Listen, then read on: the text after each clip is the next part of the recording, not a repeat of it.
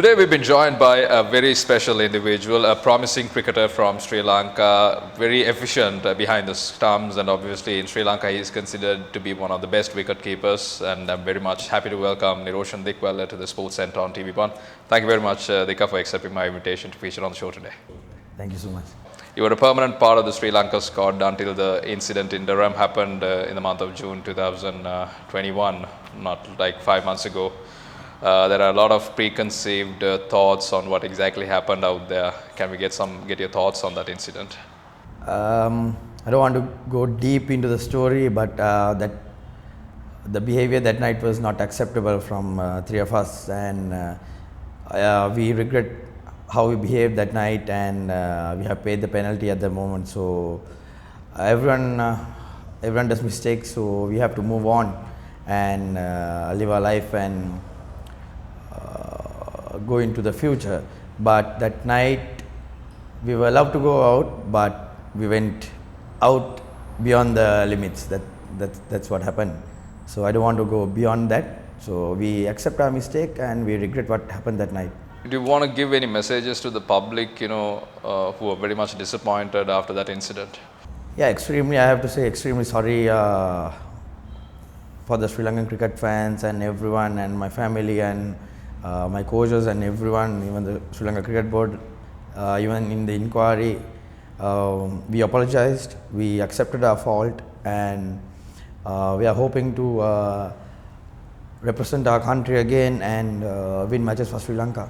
Following the ban, Dika, just after that particular incident, we know for a fact each and every Sri Lankan fan knows that you're very much active on social media.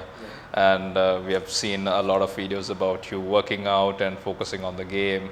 How life has been after that incident? So first of all, it was hard when we had to come back from the tour back to Sri Lanka and to face inquiries and a lot of social media stuff, and we had to go through lawyers, and I had to get advices from senior players, and first few weeks was really hard, and then of course we have to move on. So even my family, my coaches and everyone supported me how to get through this situation. After a few weeks, I changed myself as a cricketer and as a human being, working double the work I have done in the past, and started training on my working on my fitness and my batting as well. So now it's been okay for me. I'm eagerly waiting to play some cricket, like proper professional cricket, and I haven't played any game since the incident happened, and so I've been training at the club and with my coaches. So I'm eagerly waiting to play a game. What can we expect from Niroshan Dickwella when he returns to the playing field? So one thing is, like, you can do your homework, but the performance is not guaranteed in life. So even you work hard in the field and out of the field, it doesn't mean that you're going to perform tomorrow in the game. So it's how you handle the situation and how you react at that moment. So that's how you have to mentally grow your mental skills and your physical skills. So I've been doing that for the last couple of months. I am hoping to be a better player, but even if I train for hours and hours, 24/7, but the performance is not guaranteed. So I'm not gonna say that I'm gonna come back strong and bounce back, but I'm gonna try hard and work hard to be a better player and a person how I used to be. Now, at this point of time, Sri Lanka are back in the country. The Sri Lankan national team is back in the country after a successful T20 campaign. Can we get your thought in terms of the performance of the current team? There are many players who emerged all of a sudden and they become stars. Yeah, of course, like we always had a good team, but it didn't click. And whenever we go to an ICC tournament, we perform really well. Even in the ICC Champions Trophy where we played, we beat India and we almost beat Pakistan, and we could have gone through the semi-finals. Even in ICC events, we do really well. And the performance is like from Vanidu, Charit, Chameka and Binura, those players are very young and talented. So, and how Dasun handled the team is very impressive. So I think we are heading in a good way, and as a team we have to support each and everyone and help and appreciate their efforts and performances at the field. So I think we are heading in a good way, and I think we have to manage these players like when they get an opportunity and when they become senior players they get responsibility. So when they get the responsibility, then only they have to show their character again. So they have impressed the whole world, whole Sri Lanka. So no, we have to manage the players to perform when they have a responsibility. I think we are heading in a good way, and I hope everyone would continue this momentum and play really good cricket. Just one thought that came into my mind when you spoke about that we always had a very good team. It just we did not click. Now, obviously, now that the team is doing well, there's no point in terms of going back and thinking about what happened in the past and what went wrong. But I'm so much interested to know that it took so long for us to kind of get this group of players to click in the manner in which that they are doing right now. What exactly went wrong back in the days, Dikau? It means like if you get Kusal Mendis, so how he started his career, even me, I don't want to bring myself here. Kusal Mendis, Dhanush Guruntilaka, and even Dinesh Chandimal, Harthiriman, they played really good cricket and performed when they started playing. For the first year, first 1.5 years, 2 years, they played really good cricket. Then they get that responsibility there. They are the main players. Like if you get Kumar Sangakkara, Mahela, Niroshans, Pultaranga, Angelo Matthews, that team, some days Kumar Sangakkara scores runs and the other day Mahela Javadhan does. And even if they fail, team Niroshans or Pultaranga or Angelo would score runs. So that's how a team clicks, and they have to take the other players' responsibility and score runs to build the inning. So now last few years, like if Kusal Mendis fails, there's no one else scored runs. So Kusal plays scored runs, so we get a good total, and here and there we get some small knocks and we get a good score and we win. So that's what I'm saying. When the pressure comes as a senior player, you have that responsibility to score runs. It hits you really hard. So when you fail and the team is failing, it's a big pressure for the team. That's why I said, like, to Charit Asalanka and Vanidu Hasaranga and everyone, Chamika, when now everyone's expecting runs and wickets from them. So when they fail, everyone can't perform every day. So when they fail, others has to raise their hand and perform and win the match for Sri Lanka. That's how a team clicks. At the moment it's happening. So I don't want what happened to Kusal Mendis and Lahirthirimanas and what they went through happened to these players as well. How are you basically looking at getting back to the side? You want to play as an opening batsman or you want to play as a middle order batsman? Have you put any thought process into that? Nothing as such. I have never changed my strategies, and I played number 6 or 7 in test matches and kept wickets, and in one days and T20s I opened. So at this situation I'm looking at the LPL.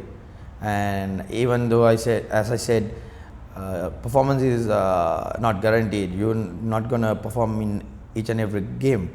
And I'm doing my homework for the LPL, and I'm looking forward to play good cricket in the LPL and do my best as a wicket keeper. So at a moment I will get my opportunity in the national team, or even though maybe in A team or the other franchise leagues or whatever it is, I have to prove myself again. If not, I won't be able to get into the national side again. So I have to come from the bottom again, step by step. It'll take some time, or maybe if I'm lucky enough, I'll get a good opportunity or get a chance in the national team sooner than later. So I'm looking forward to play good cricket in the future. I'm not expecting anything to happen overnight. Continuing from the discussion, you brought the topic about the Lanka Premier League that's going to happen from the 5th of December, I believe, to the 23rd of December. And you've been selected to play for Dambulla Giants during this year's edition as well. How are you looking forward to basically approach this particular tournament?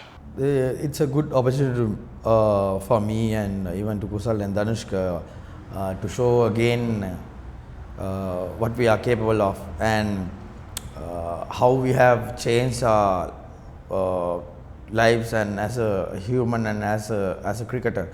So it's a very good opportunity again. As I said, we have to come from the bottom now again. So this is a good step, and if we do well here, then again the eyes will be on us, and it will open some doors for us to get into the national team. And obviously people must be eagerly waiting to watch you guys play, because we did not see you guys play cricket for the last 4-5 months, and it's the right platform to showcase your talent. Shifting my attention to the beginnings as a sportsman, as a cricketer, you started playing cricket, if I'm not mistaken, in Kandy for Trinity College.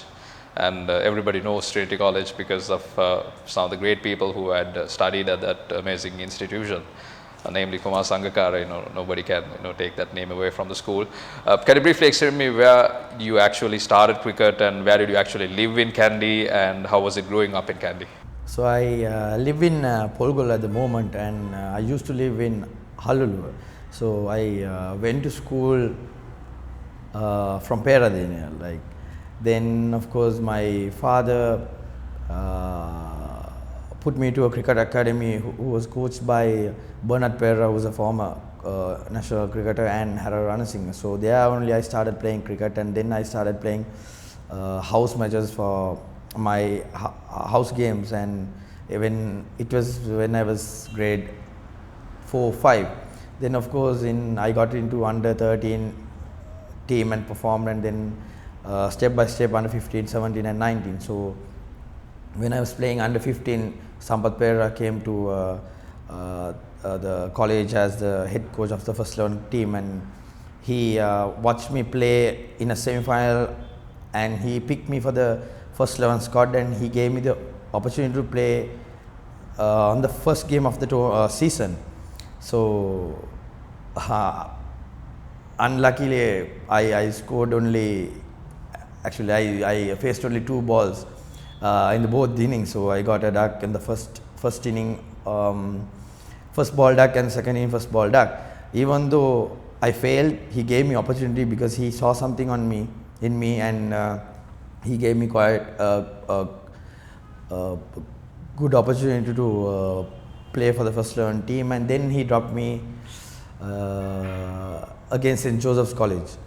So after that game, we had the game against Vidyartha College. So vice captain was sick, and we didn't have many left-handers in the team, only 2 left-handers. So he was a left-hander. So then I was dropped, and I couldn't score much runs in the second 11 game as well. So then he picked me again. In that game I scored a century. Then of course I started scoring runs, and I played first 11 for 4 years. That's how my under 19 career ended up, and Sampath Pereira was the one who picked me when I was 15. And obviously you were a star while you were playing for school back in the days. Under your leadership, Trinity College won the big match. Was it an outright win?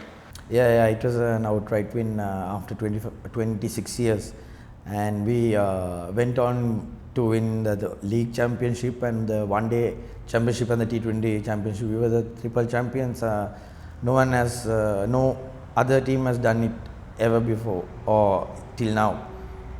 And when you were playing for school before coming into play for NCC in Colombo, obviously when you have good old boys and old boys in the caliber of Kumar Sangakkara would come and speak to you guys prior to a match, or frequently they would visit and give their guidance.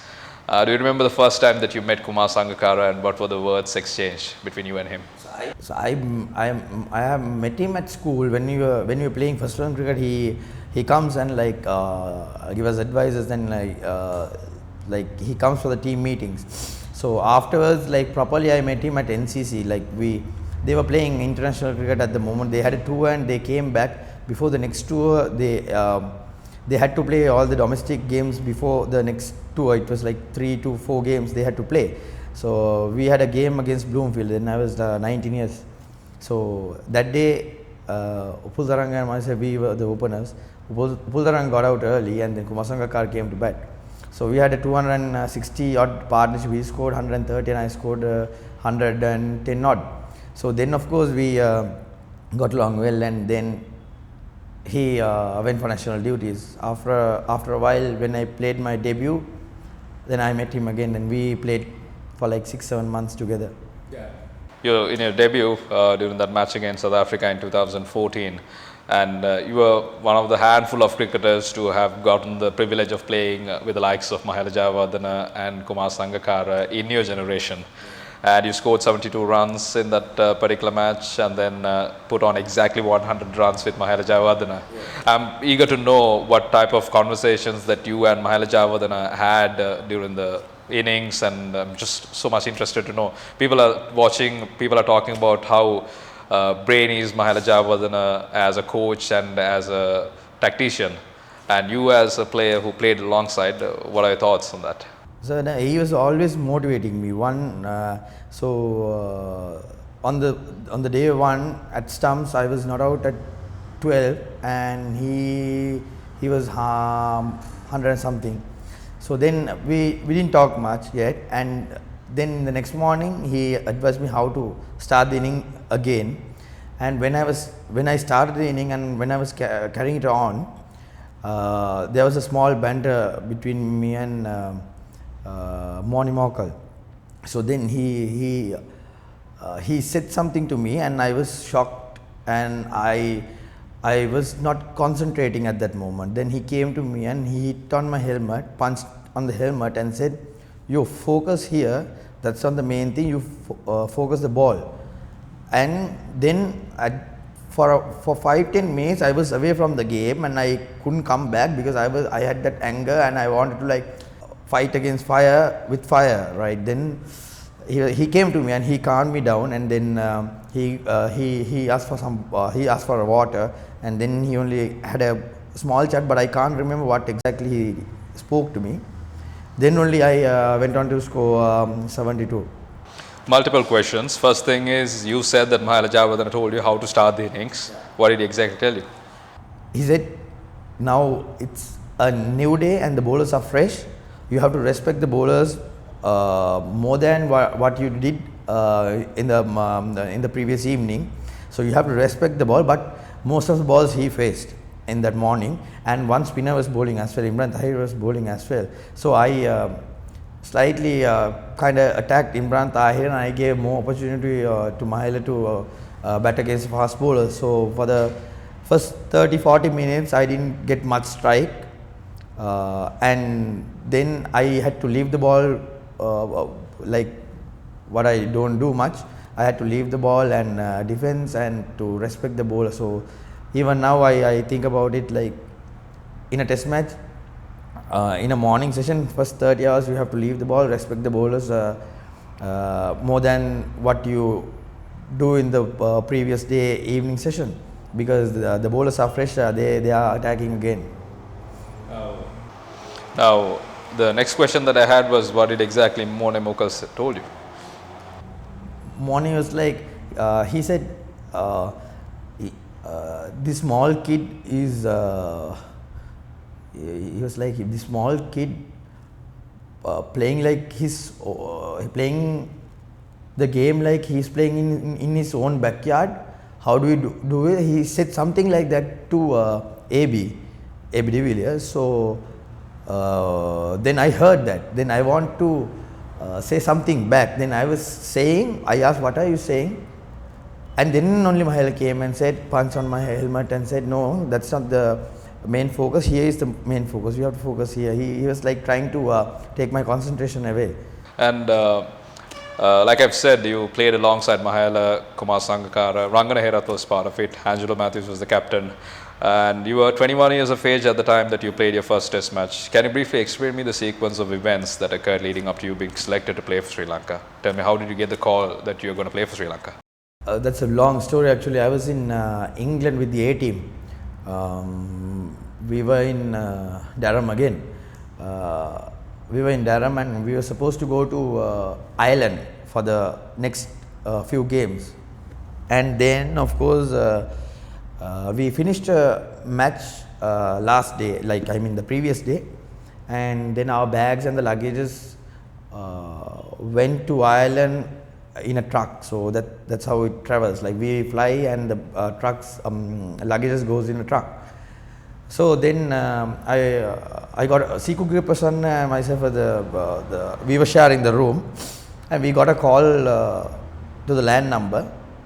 I was a small kid, so I asked Siku to answer the phone, and he answered and he said, "Manager is asking you to come down. There's some problem." Who was the manager? Jansen Ratna, and the selector was there as well.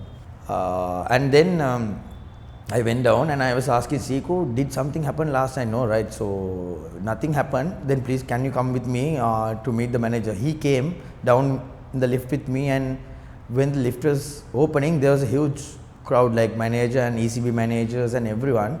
Suddenly, and when I looked at Siku, Siku was not there. Siku has gone up again in the lift. So I had to go and speak. Asana Jayasuri was there as well. So then I spoke to the manager. "Sir, did something happen?" He said, "No, you have to go back to Sri Lanka. Wait, I'm on a call. I have to speak to them. You have to go back to Sri Lanka. Get ready now." I said, "What? I don't know what's happening now." And even though I didn't realize that there was a test series going on, because I was concentrating and I was in England and I was playing these 18 matches. So then he suddenly say, "There's a match at SSC. You have to go. You have to leave at 2 o'clock. Flight is at 8 o'clock. You have to go and play the match day after tomorrow." I said, "Which match? Don't you even know there's a test series going on? We lost to South Africa in Gaul. Now the second test match you are playing." I said, "Oh, okay." Then I was surprised, and I was thinking, where's my luggage? It's in Ireland at the moment. So then they planned it out. I had to get a train from Durham to London, 3 hours train, and Durham to somewhere else in a train, and then a taxi to London. Then I got in the flight and I was thinking, who is playing now? And I have no clue who is playing and what's going to happen. Then I went to the hotel, I checked in, I went for one training session, and I had to play the test match on the other day. And South Africa had the likes of Dale Steyn playing in their squad. Yeah, Dale Steyn, Moni Mokel, Philander and Imran Tahir was the bowlers, and JP Dumini bowled as well. I'm eager to know, Adhika, now, when you walked into the Sri Lankan side, Mahela and Sangha were there, and thereafter you guys had to take over the reins from those guys because they retired. What's the difference in terms of the dressing room environment when Mahela and Kumar Sangakkara were playing versus how you guys were approaching? So it's like a dream for me to play with them. I never expected me to play in the same team, share the same dressing room. So I went to the dressing room and I couldn't find a place to sit. And I was looking around. Rangana said, "Here, come sit here. There's a place here." I went there and I sat. Angelo Mathews was next to me and Ranganairat was next to me. Like I want to see his coffin. I want to see what he has and what is he doing. And Rangan is a different character. And Mahalaya was in front of me.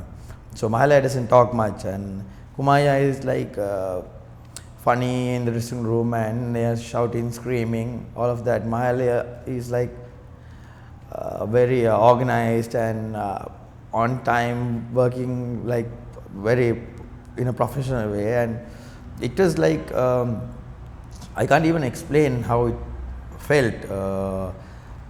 It's quite a weird for me, and it's I don't get words to explain that.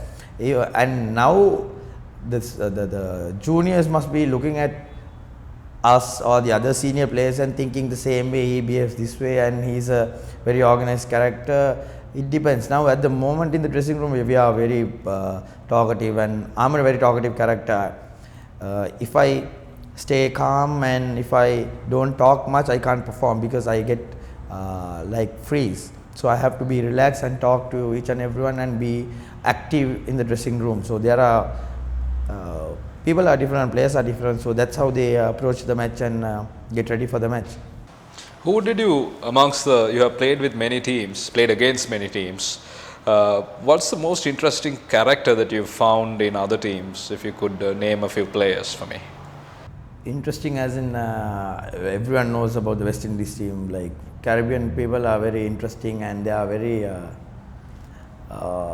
funny characters. So I interesting as in like I always say West Indies players are very interesting. How they behave, how they approach the match, how they come out of the hotel. They used to have, they still do, like huge speakers on their neck, around their neck, and they play loud music, and they are like always bumpy characters. So those are the interesting players. And if I get to the Indian team, they are like very mostly like silent characters. They listen to music on their own, using their headphones or the earphones. So as I said, players are different. Most interesting is like the West Indies cricketers. In terms of the people that you have played against, you had some smart brains that you have played against, you know, the likes of Virat Kohli. If you talk about Indians, Ravichandran Ashwin, did you find anything, were you able to pick someone's brains, like, you know, this something that had kind of impacted you, the way that you approach the game from someone? I got so many ideas and knowledge looking at them, not for my batting, for my keeping. So how they set the field, how they change the bowlers, and like, and when I'm batting, if I look at Virat Kohli, if I get what he's trying to do to me and how is he going to get me out, so I can not to get into that trap and play. So if you are good enough, you can automatically see what they are going to do with the field setting and all. I think Virat Kohli in that Kolkata match where we draw the match, I was batting with Chandimal, and then he came up with a different plan, and he tried to get me out in a different way. So then I saw that and I said, Chande, this is what he's going to do, don't get into that trap. So that's what happened there. And when you are in form, when you are playing good cricket, you automatically see what's happening around you. So it's a normal thing. When you are not in form and out of form, so you are stuck in a cage kind of thing. You get that feeling and you only focus on the ball and only your thing, not the other things, like how they're gonna get you out, what are their strategies, and how they are coming at you. So it's basically like how your mental toughness and how you handle the situation mentally is the main thing. Like when you talk about Virat Kohli and AB de Villiers playing against them. Now you spoke about what Virat Kohli tried to do in that particular one, and I want to show you one of his videos. So, what was the conversation in this particular video? So I was taking time.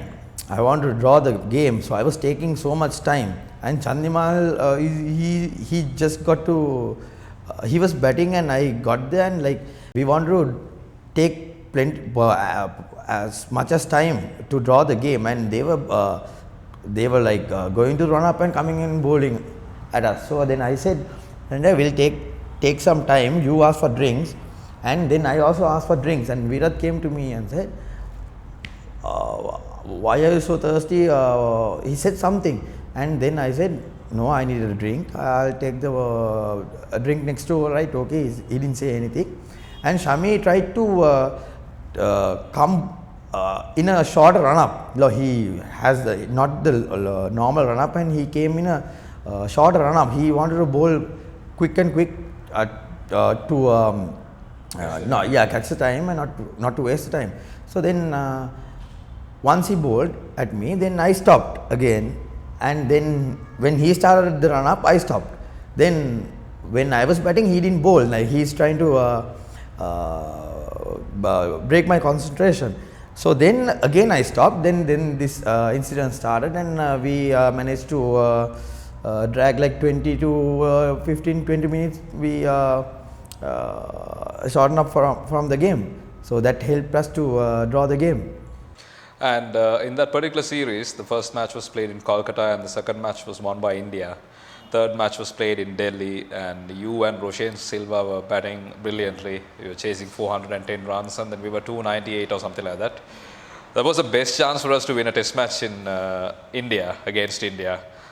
Looking back, would you have made the decision of calling off that innings? I did approach. I did say we have 1 hour and we have wickets. Like after me, it was Durham, I guess. So I said, Roshan is also in touch now. I said to Roshan, we'll try to chase this down. Another 110 runs in 15 overs. It's like 6 runs an over. So if we show them that intent that we're gonna chase this down, they're gonna spread the field as well. But the worst case scenario, if Roshan or myself, if we get out, then only then they'll attack, and there was this and they has taken the new ball as well. So I sent a message to the dressing room and I asked, shall I target the spinners and get some more runs, and we'll close the gap. So I got the message saying no. Just don't play the fool there. We don't want to lose the game. Just draw it, and that's more than enough, because we came to India and we lost only 1 game, and we could do 2 games. That's a very good performance. On a fan's perspective, and my understanding is that if you had lost the match, it could have been just another loss. But if you had won that particular game, it would have been the first match that we won against India in India. In India, yeah, that's true. Like I wanted to, I had that approach and mindset as well, but I didn't get that message. During the days that you have started playing cricket up until this point of time, Sri Lanka had many coaches, many captains. And if I ask you about who is the best coach that you have played under, who would you name amongst the ones that you had coached the national team? So I first started. I played my debut under Moeen, and then there was Jaram Jaratna, Graham Ford, Nick Chandikatur, Nick Podas, a lot of coaches. Everyone is different. How they manage players, how they handle players. But for me, I guess, honestly, I feel Graham Ford was the best coach for me. Why would you say that? Now, he was a silent character. He doesn't approach the player, and he doesn't ask us to do this and not to do this. So he gives us the whole freedom to do whatever we want in the field and out of the field. And if we fail doing that,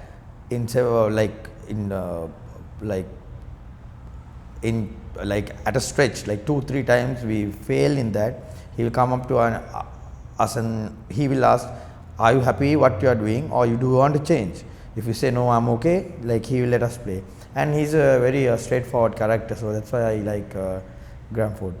Is the approach of Graham Ford was the best suited for Sri Lanka's approach during that time, or do you think that the other coaches also had it? It just did not work fine. He had a way, because he had coached Sri Lanka team before as well. So that period when Graham Ford came to the national team, we had a good team, clicked, as in clicked. Danushka, Pultaranga, Chandimal, Angelo, Menda, myself, and everyone was clicked, and we had a good batting lineup. So then we didn't have much to change, and he didn't want to change anything as well. Here and there he changed a few strategies and how we approached the game. So I think only he was looking at the team like that, and in that way, because there was the other coaches and managers' involvement. He had to leave the team, so that was a major setback for us after the Champions Trophy. What do you think about the captains that you have played under? You've played under many captains during that period of time, and who is the one that you kind of found it more interesting? I really like to play under Angelo Matthews and Demut Karunaratne and Upul Taranga. So those three are the captains I like to play under. Just before you walk into the field, Leka, you have a team huddle, right? And then certain players would be vocal during that conversation, and then it happens under a different captains as well. What do you exactly discuss during those huddles? You won't believe it. We talk random stuff, not the game. If you are starting an inning, we talk something random and how just support everyone and be aggressive and be active. That's what we want every time in the middle.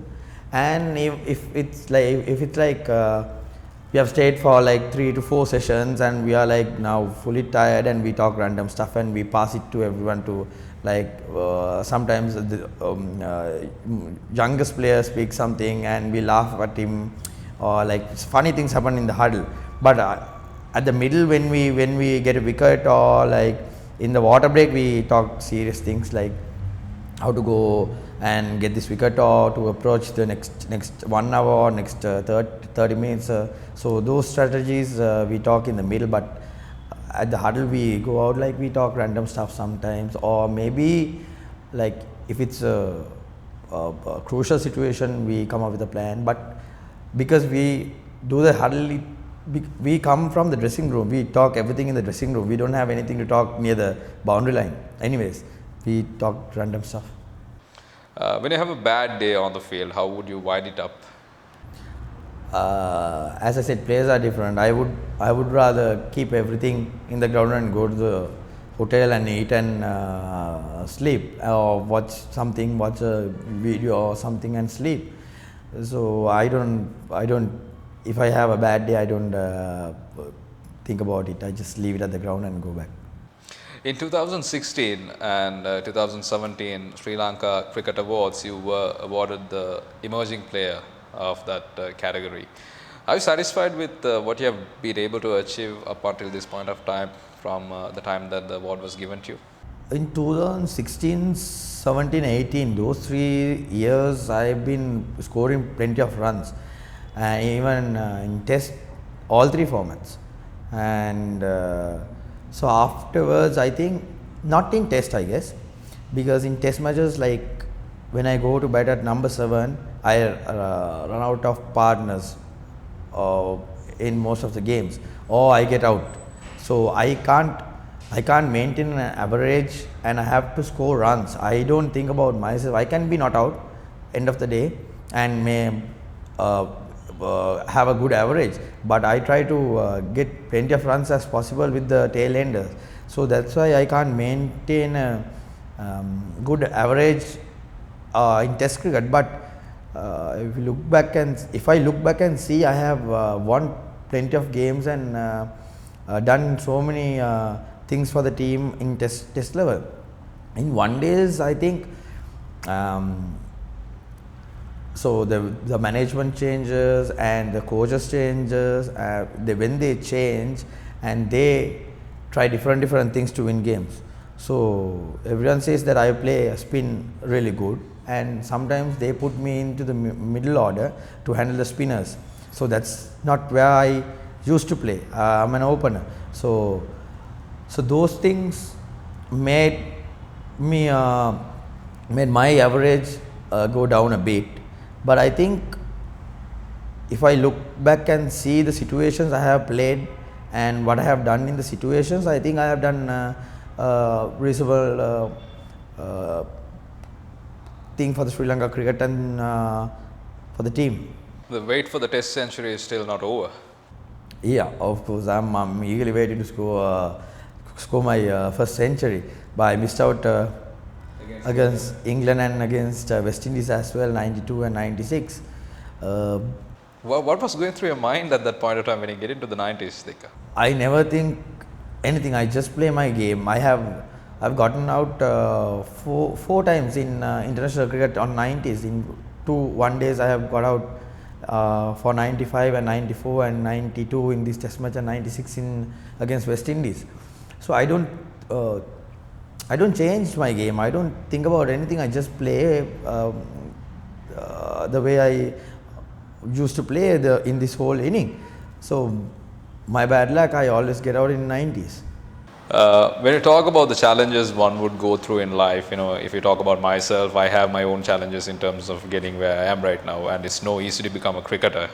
And playing for your side, national side, is no easier task. I can easily say that I like to play for Great Sri Lanka, but it's not going to happen overnight. What type of challenges did you kind of go through leading up to you playing for Sri Lanka from the time that you started?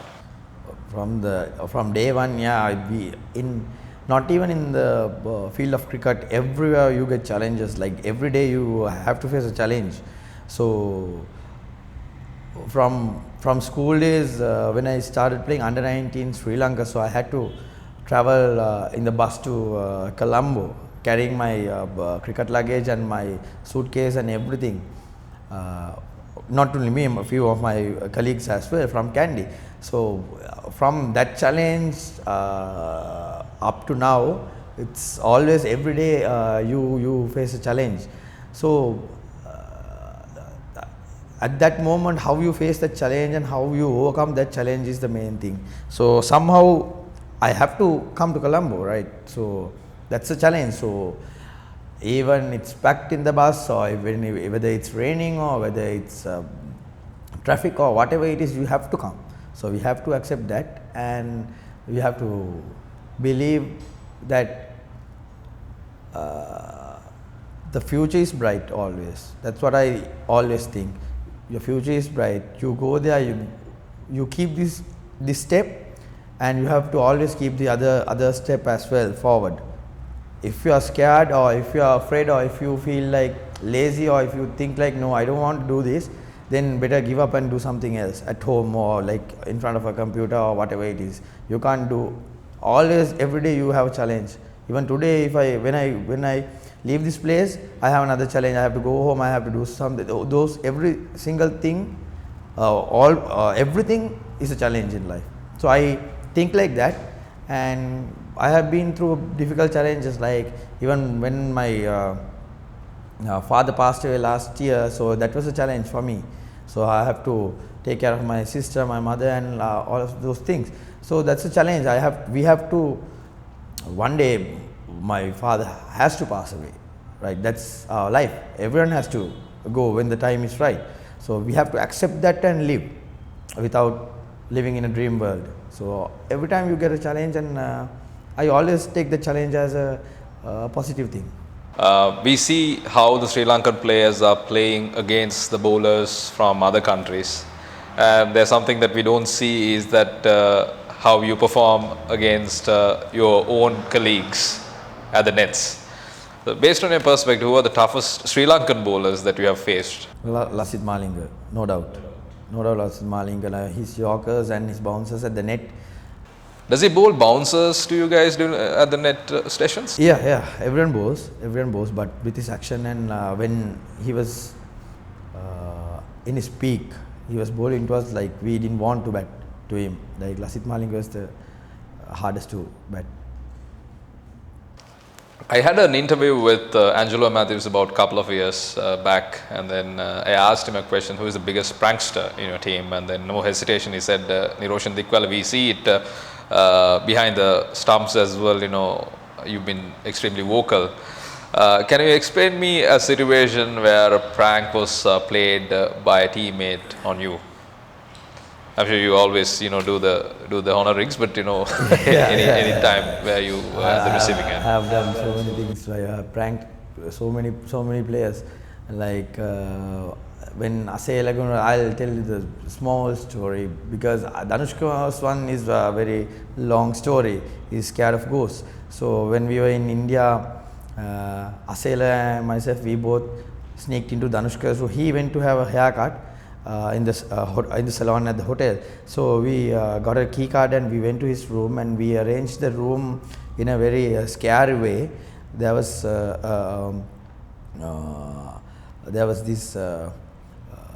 cloth kind of thing. We hung it on the roof, and we did it in a scary. I can show the video. I have it still with me. So once he got to the room, he got really scared, and afterwards we said that we did it. Then even though he didn't believe it, so then Danushka was really pissed with me and Asela. I got along with Danushka and I said, no, I didn't do this. Asela wanted to do this, so I helped Asela. So now we will do to Asela. Then the other day we came back from training, and there was a huge crowd. Huge crowd downstairs at the hotel waiting for the Indian team to leave for training, and we came back from training. Danushka was like, we'll take Asela to near to the pool, and we'll take a picture with the crowd and wave at them. Like, we went there, and Danushka was like, take his phone, you take the picture. I didn't know what he's going to do.